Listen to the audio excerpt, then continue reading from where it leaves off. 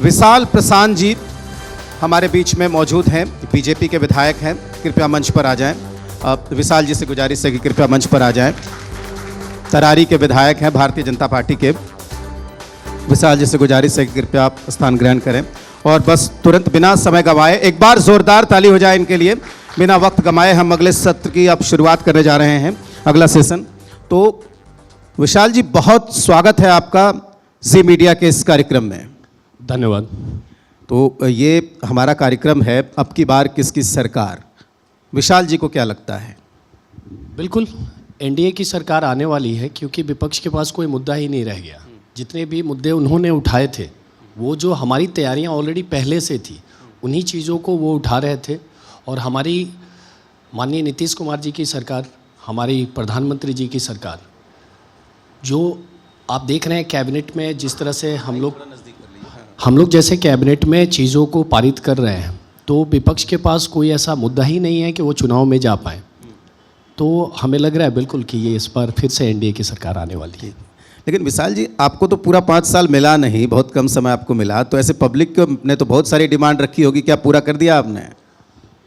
जी देखिए, हमारा जो क्षेत्र था वो 196 तरारी विधानसभा भोजपुर ज़िले से आता है, जहाँ पे आप देखेंगे कि 9 साल से वहाँ पे CPI-ML की कैंडिडेट थे जी।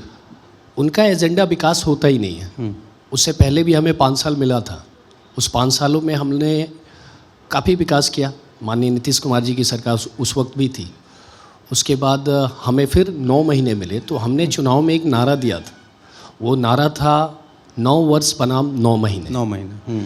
तो हमने अपने वादे के हिसाब से जो हमारे टारगेट्स थे, लगभग हम लोग उसको क्रॉस कर गए हैं। लेकिन जो वहाँ की जनता की विकास की भूख है, अभी भी उन्हें लग रहा है कि अभी और मौका एनडीए की सरकार को देनी चाहिए। नहीं तो ऐसे 9 महीने में आपने कोई बड़ा काम किया हो वो बता दीजिए पब्लिक को, क्योंकि जाहिर सी बात है कि चुनाव सामने है बिल्कुल। हाँ, देखिए, इस 9 महीने में मुझे जो एनडीए का समर्थन मिला, भारतीय जनता पार्टी के मंत्रियों का समर्थन मिला, हमारे नीतीश कुमार जी के कैबिनेट का समर्थन मिला। इस समर्थन में मुझे 9 महीने में मैंने 943 करोड़ रुपए की योजनाएं अपने यहाँ स्वीकृत कराई। साथ में इंडस्ट्रियल एरिया, जो हमारे क्षेत्र में 249 एकड़ भूमि को हमने इंडस्ट्रियल एरिया में कन्वर्ट कराया। ये हमारे लिए काफ़ी एक ऐसा वो क्षेत्र आता है, उस क्षेत्र के लिए ये बहुत ही बड़ी बात है कि हम उस एरिया में अपने लोगों को रोजगार दे पाएंगे। हमारी बहुत सारी बिजनेसमैन इंडस्ट्रियलिस्ट से भी बात हुई और हमने अपने वित्त मंत्री से भी उनकी मुलाकात कराई। उन्होंने वादा दिया है कि बिल्कुल स्टेट टैक्सेस उनके लिए माफ़ किए जाएंगे, बिजली बिल में भी माफ़ी दी जाएगी, साथ में 1 रुपये में 10 एकड़ भूमि उनको दी जाएगी। साथ में सुरक्षा की बात, जो कि वो बोलते हैं, जितने भी बिजनेसमैन से हमारी मुलाकात हुई, उनका एक डर बना रहता है कि बिहार, उनके दिमाग में अभी भी वही परसेप्शन है कि बिहार वही है। लेकिन अभी जैसे कि हमारे नीतीश मिश्रा जी हैं उद्योग मिनिस्टर, उनका ये कहना है कि आप हमारी अच्छाइयों को भी बाहर लेके जाइए। अगर आप हमारी अच्छाइयों को लेके जाएंगे तो इन्वेस्टर्स यहाँ पे आएंगे।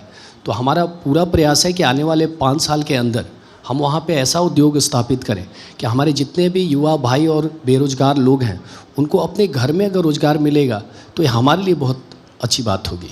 ठीक है। नहीं विशाल जी, जिस इलाके से आप आते हैं शाहाबाद, उसमें लोकसभा चुनाव में हमने देखा कि बाकी बिहार में तो सारी सीटें जीत गई, लेकिन शाहाबाद में जो परफॉर्मेंस रहा एनडीए का वो ठीक नहीं रहा। हालांकि बाद में उपचुनाव आप जीत गए, लेकिन ये सवाल है कि क्या वो चीज़ें दुरुस्त कर ली गई हैं और क्या उसका असर विधानसभा चुनाव में नहीं पड़ेगा? जी देखिए, जो हमारा रेंज रहा बक्सर या फिर आरा, सासाराम, जहानाबाद, औरंगाबाद, ये पूरा रेंज जो हम लोगों ने खोया है, उसके पीछे जो मिस्टेक हुआ, उस मिस्टेक को लेके समीक्षा की गई।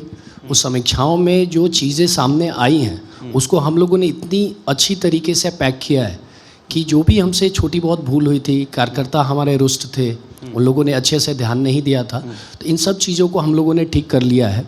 और आने वाले चुनाव में कुछ गलतियां भी हुई थी टिकट्स बंटवारे को भी लेके, वो भी हमारे जो सीनियर लीडर्स हैं उस पर वो ध्यान दे रहे हैं। और मुझे बिल्कुल लगता है कि अच्छी लोगों को टिकट मिलेगी, अच्छे जो कार्य करने वाले लोग हैं उनको अगर टिकट मिलेगी तो हमारी शाहाबाद रेंज की जनता हमेशा विकास के लिए अच्छे मुख्यमंत्री भी हम लोग दे चुके हैं।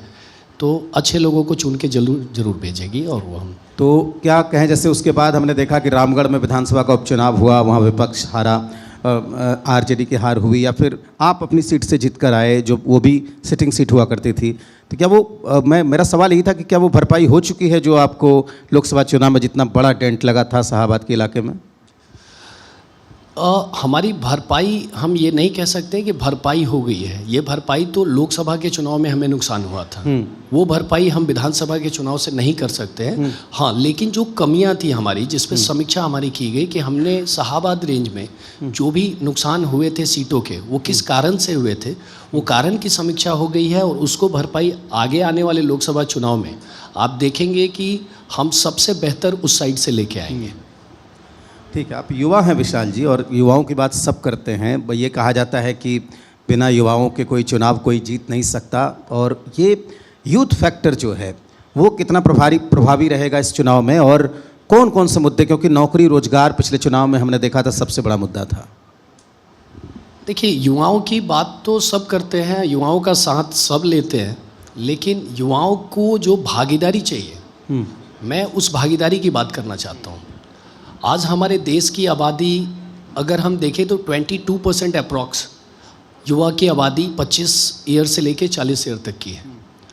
लेकिन हमारी भागीदारी अगर लोकसभा में देखी जाए या विधानसभा में देखी जाए तो काफ़ी कम है, और वो जो भी है वो नेपोटिज्म की वजह से। जो चीज़ें अगर बची हुई हैं, अगर 2-4% भी लोग बच गए हैं, तो जैसे कि मुझे ये लगता है कि युवाओं को सिर्फ आप रैलियों में इस्तेमाल नहीं कर सकते हैं। हमारा देश पूरे विश्व में सबसे ज़्यादा युवा देश माना जाता है।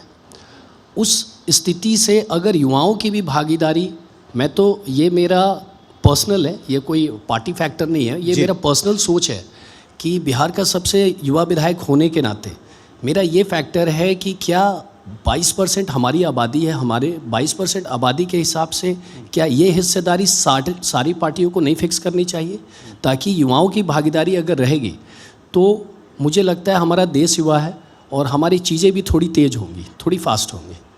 नहीं तो विशाल जी, एक युवा होने के नाते आप क्या यहाँ से अपील कर सकते हैं कि सभी अपनी पार्टी को कि भाई युवाओं को टिकट ज़्यादा से ज़्यादा मिलना चाहिए बिहार विधानसभा चुनाव में? मैं यही नहीं, मैं बिहार विधानसभा चुनाव की ही बात नहीं कर रहा हूँ, मैं पूरे देश की बात कर रहा हूँ। अगर हमारा देश पूरे विश्व में सबसे युवा देश है तो हमारी भागीदारी भी, हमें, मेरा तो आह्वान रहेगा सारी पार्टियों से और हमारे देश के जितनी भी बड़ी प्रमुख पार्टियां हैं कि युवाओं के लिए आपको एक सोचना पड़ेगा। जिस रेशियो से आप महिलाओं को 35% दे रहे हैं, उस हिसाब से युवाओं को भी देखें, तो ये मेरा आह्वान हमेशा रहेगा। ठीक, अगला सवाल ये है कि जैसे तरारी की बात हम करें, आपके विधानसभा में आपने कहा कि यहाँ 9 साल तक जो है वो CPI-ML का जो सदस्य है वो यहाँ से जीतता रहा, तो वहाँ पर अब चूंकि चुनाव सामने है, आप जाएंगे पब्लिक के बीच में दोबारा 9 महीने के बाद, तो अभी कौन कौन से मुद्दे हैं जिसको उठाने की ज़रूरत है वहाँ पे? देखिए, वहाँ जो प्रमुख मुद्दा है सिर्फ तरारी में ही नहीं, ये पूरे बिहार का मुद्दा है कि जैसे हमारे यहाँ ग्रामीण सड़क योजना आती है, मुख्यमंत्री ग्रामीण सड़क योजना, प्रधानमंत्री ग्रामीण सड़क योजना। आजकल आप गाँव में जाएंगे तो सबसे बड़ी जो परेशानी है वो नाले की है, वो सीवेज सिस्टम की है। सीवेज सिस्टम में भाई भाई के बीच में फाइट हो जाता है, एक कोई भी आपस में अगर उनको रोकना है वो उनका रास्ता रोक रहे हैं, वो उनकी सीवेज सिस्टम को रोक रहे हैं, जिससे सबसे ज़्यादा परेशानी जनप्रतिनिधियों को भी आती है और हमारे जनता को भी आती है। तो हमारा आने वाले चुनाव में सबसे ज़्यादा जो फोकस रहेगा कि क्या हम कोई ऐसा सीवेज सिस्टम ला सकते हैं जैसे मुख्यमंत्री भूमिगत नाला योजना, प्रधानमंत्री भूमिगत नाला योजना, जिससे कि हमारे गांव भी उसी तरह स्वच्छ दिखे जिस तरह आजकल हम स्मार्ट सिटी बना रहे हैं। और पहले से ही प्लानिंग चल रही है। सीवेज सिस्टम की ज़रूरत हमारे गांव को सबसे ज़्यादा है, जिसका प्रभाव हेल्थ और ब्यूटिफिकेशन दोनों पे देखने को मिलता है। ठीक है, विशाल जी, ये तो सवाल हो गया। अभी हमने देखा कि राहुल गांधी की यात्रा हुई थी बिहार में और तमाम विपक्ष के देश भर के बड़े बड़े नेता यहाँ पर पहुँचे थे और वो कह रहे हैं कि आप लोग वोट चुरा लेते हैं, वोट चोरी हो जाती है। इसको किस तरीके से देखते हैं आप? मैं तो इनको ऐसे बोलता हूँ कि जो चोरी हो गए आपके थे, जो चोरी हो गए वो आपके थे। ये कोई बीजेपी का मुद्दा नहीं है, ये किसी पार्टी का मुद्दा नहीं है। ये इलेक्शन कमीशन एक इंडिपेंडेंट बॉडी है। अगर आप कोई भी ब्लेम कर रहे हैं उनके ऊपर, इलेक्शन कमीशन, आप सुप्रीम कोर्ट भी गए, वहाँ से भी आपको वर्डिक्ट मिला है। उसमें क्लियर गाइडलाइन है कि अगर किसी भी एक सिटीज़न ऑफ इंडिया का वोट काउंट नहीं किया जा रहा है, उनको वोटर नहीं बनाया जा रहा है, फॉर्म 6 के माध्यम से आप अप्लाई कीजिए।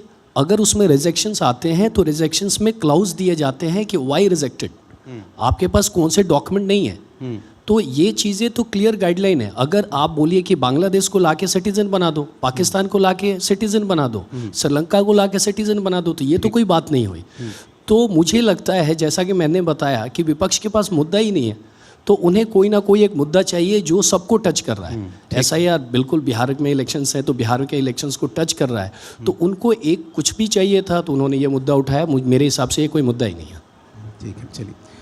लॉ एंड ऑर्डर को लेकर बड़ी बात होती है। ये कहा जाता है कि अपराध बढ़ गया।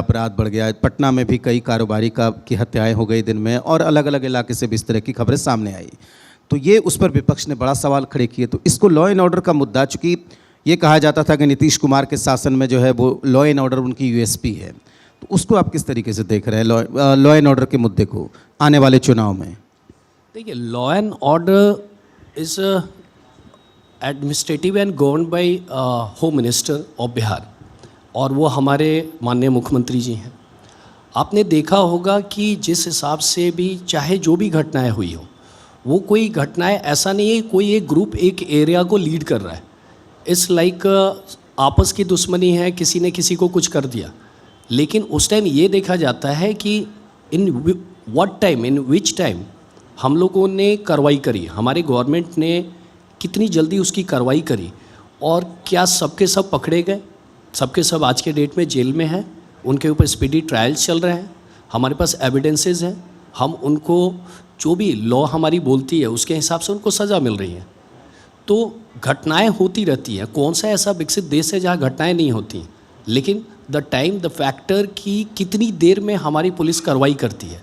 और मैं तो अपने एडमिनिस्ट्रेशन से काफ़ी खुश हूँ, मैं अपने पुलिसिंग से काफ़ी खुश हूँ कि उन्होंने काफ़ी क्विक रिस्पॉन्स करते हुए सबके सबको पकड़ा, और सब आज के डेट में जेल में है, और जल्द ही उनको लॉ के हिसाब से सज़ा भी मिलेगी। ठीक, बहुत शुक्रिया विशाल जी कि आपने हमें समय दिया और हमारे तमाम सवालों का खुलकर जवाब दिए। तो आपका बहुत धन्यवाद। लेकिन कृपया मंच पे ही रहिएगा प्लीज थोड़ी देर के लिए। और अब मैं बुलाना चाहता हूं Sanjeev Sharma sir, sales head Zee media, कृपया मंच पर आ जाएं। बिजनेस हेड जी मीडिया एक बार मंच पर आ जाएं। हम मोमेंटो देकर माननीय विधायक तरारी विशाल प्रशांत जी उनको सम्मानित करना चाहते हैं। तो बहुत शुक्रिया आपका विशाल जी कि आपने अपना कीमती समय दिया और आप यहाँ पर आए। तो एक बार जोरदार ताली हो जाए विशाल जी के लिए, तमाम सवालों का खुलकर जवाब दिया।